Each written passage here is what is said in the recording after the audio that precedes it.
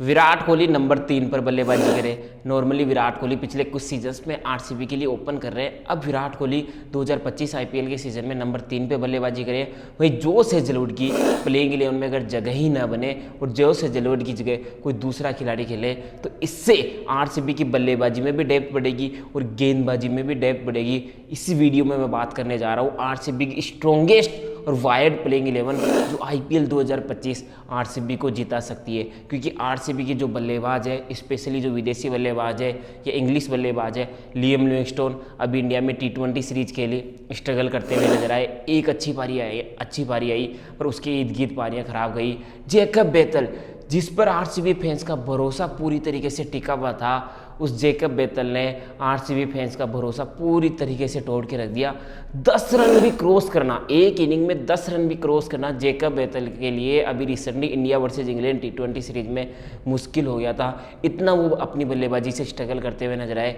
फिर opener Phil Salt भाई साहब 5 T20 में से एकमात्र T20 मुकाबले में 50 मार्क्स पार पाए, बाकी T20 में पूरी तरीके से फ्लॉप रहे। तो Phil Salt, Jacob Bethell, Liam Livingstone, इन सब का फॉर्म आरसीबी के लिए चिंता की बात बनी हुई है। तो विराट कोहली भी फॉर्म से स्ट्रगल करते हुए नजर आ रहे हैं। तो मज़ा आएगा इस बार क्या आरसीबी इन खिलाड़ियों पे भरोसा करके आईपीएल 2025 का खिताब उठा सकती है। इसीलिए जो खिलाड़ी आउट ऑफ फॉर्म चल रहे हैं, Virat Kohli, Phil Salt, Jacob Bethell, Liam Livingstone, उसी को देखते हुए विराट कोहली नंबर 3 पे बल्लेबाजी करे और एक न्यू ओपनिंग पेयर आरसीबी का देखने को मिले। फिल साल्ट तो ओपन करे, फिल साल्ट विकेट कीपिंग भी करेंगे प्लस ओपनिंग भी करते हुए नजर आएंगे। अब उनके साथ जो ओपन करना चाहिए ना, वो होना चाहिए वेस्ट इंडीज के ऑलराउंडर रोमारियो शेपर्ड को आरसीबी ने अपनी टीम में इंक्लूड किया था मेगा ऑक्शन के दौरान।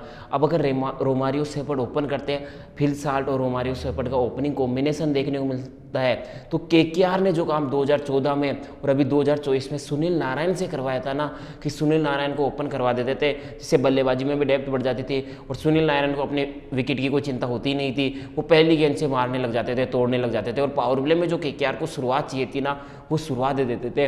वही क्या चाल आरसीबी चले और रोमारियो शेपर्ड को ओपन कराए फिल साल्ट के साथ। रोमारियो शेपर्ड हमें पता है क्या कर सकते हैं, पिछले साल ही मुंबई इंडियंस से जुड़े हुए थे।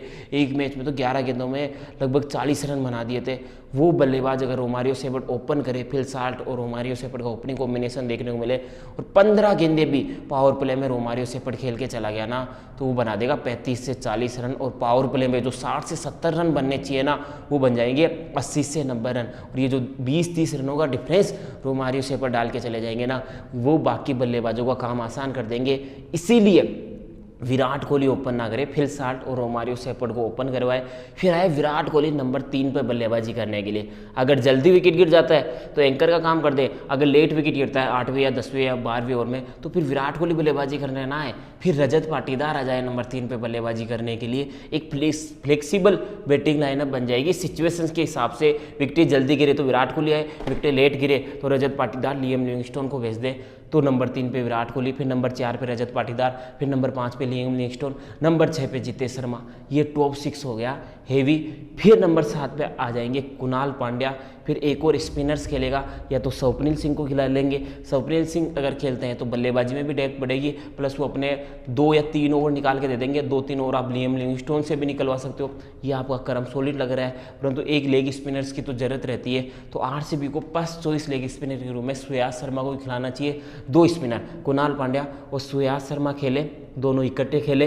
इसके अलावा तीसरा स्पिन बॉलिंग के ऑप्शन में लियम लिविंगस्टोन को यूज करे। अब गेंदबाजी में जोस हेजलवुड जैसी फास्ट बॉलर इनके पास है, लुंगी एंगिडी है, नुआन तुषार है, फिर भुवनेश्वर कुमार, यश दयाल, रसिक डार नाम है।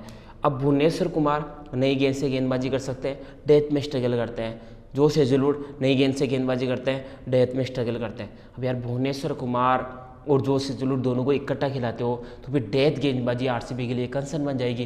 वैसे जोस हेजलवुड इंजर चल रहे हैं, मोस्ट लाइकली वो चैंपियंस ट्रॉफी 2025 भी मिस करने वाले हैं। तो जोस हेजलवुड के रिप्लेसमेंट के रूम में आरसीबी को या तो शार्दुल ठाकुर को इंक्लूड करना चाहिए। एक अच्छा ऑलराउंडर आरसीबी को मिल सकता है, जिससे और बल्लेबाजी में भी डेप्थ बढ़ जाएगी और वो गेंदबाजी भी इस समय रिसेंटली बहुत अच्छे फॉर्म में चल रहा है। अभी रणजी ट्रॉफी में हैट्रिक भी लिए।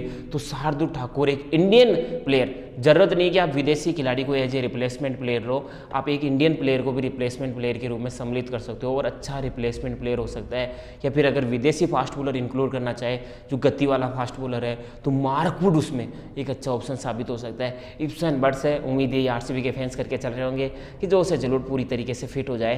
तो सुयश शर्मा, कुणाल पांड्या 2 स्पिनर हो गए। अब 3 फास्ट बॉलर और एक इम्पैक्ट प्लेयर के रूप में भुवनेश्वर कुमार का खेलना पक्का है, यश दयाल का भी खेलना पक्का है। फिर इम्पैक्ट प्लेयर के रूप में रशीद डार सलाम आ जाएंगे। अब जोस हेजलवुड के स्थान पर जोस हेजलवुड को नहीं, क्योंकि सिमिलर काइंड ऑफ बॉलर नहीं चाहिए, क्योंकि यश दयाल भी डेथ में उतने इफेक्टिव नजर नहीं आते हैं। इसीलिए तो रशीद डार सलाम लगातार एज इम्पैक्ट प्लेयर खेलेंगे या प्लेइंग 11 का हिस्सा होंगे, क्योंकि रशीद डार सलाम को सम्मिलित ही इसीलिए किया है क्योंकि वो डेथ में गेंदबाजी कर सकते हैं, उनके पास यॉर्कर्स है, इसके अलावा वेरिएशंस है। तो एक डेथ गेंदबाज तो आपके पास हो गया। यश दयाल, भुवनेश्वर कुमार के रूप में 2 नई गेंद के गेंदबाज हो गए।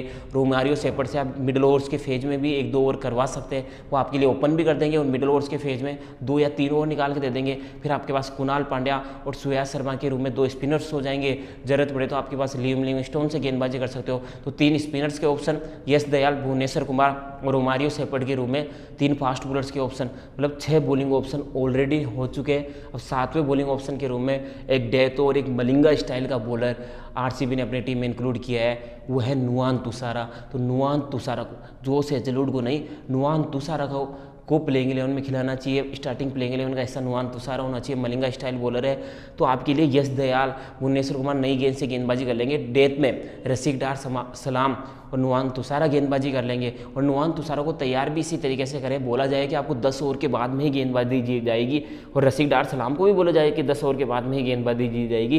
तो उनके जो 8 ओवर है वो 6 ओवर भी निकाल के दे देंगे, ठीक काम हो जाएगा। फिर स्पिनर्स 3 है, वो 8 ओवर निकाल देंगे, 14 ओवर निकल गए। फिर भुवनेश्वर कुमार, यश दयाल 6 ओवर भी निकाल देंगे, फिर तो कंप्लीट हो गया ना। फिर भी आपके पास हर गेंदबाजी के 1-2 ओवर बच जाएंगे। 7 गेंदबाजी के ऑप्शंस हो जाएंगे। 7 गेंदबाजी के ऑप्शंस का मतलब लगभग 28 ओवर आपके पास अवेलेबल रहेंगे कि 28 ओवर 7 गेंदबाजों से करवा सकते हो। वैसे एक मैच में 20 ही ओवर होते हैं, तो इससे बल्लेबाजी भी 8वें नंबर पे कुणाल पांड्या आ रहे हैं और गेंदबाजी में भी 7 गेंदबाजी के ऑप्शन हो रहे हैं। तो ये है आरसीबी की सबसे स्ट्रॉन्गेस्ट प्लेइंग 11।